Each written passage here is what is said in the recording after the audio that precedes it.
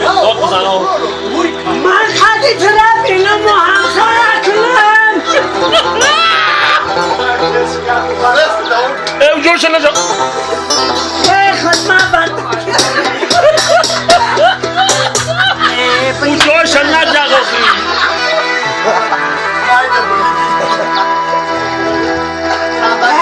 ای خود من بدنی دواری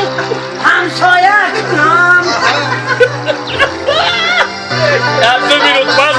یاد 2 minut پس دیگه آواز نمیم رو اشاره کتی بکنم لایک موندن میگیرم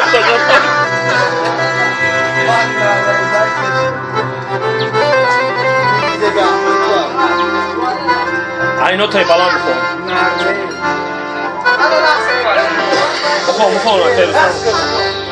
ای مردم ها بگن این بچه دیوانه شدن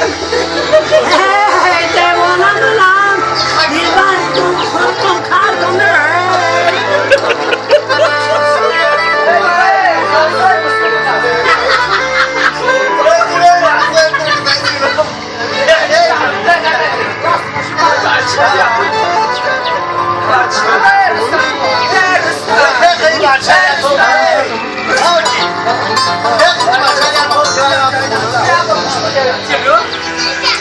ای مردم ها میگن این بچه دیوانه شدن ای دیوانه منم دیوانی خودم کردونه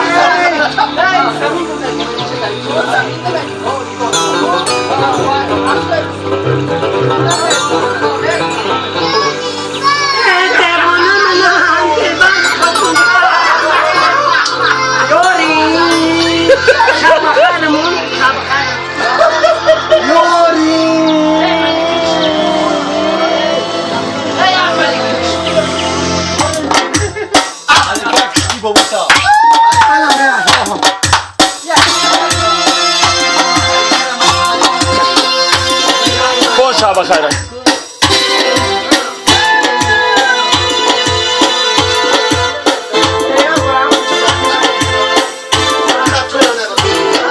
خونه ای خب که شب بخیر میخونه خب ای همدمی داری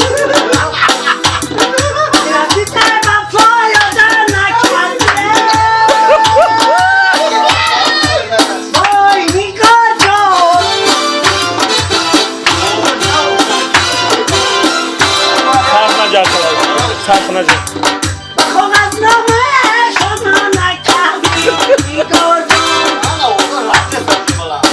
انا حافظ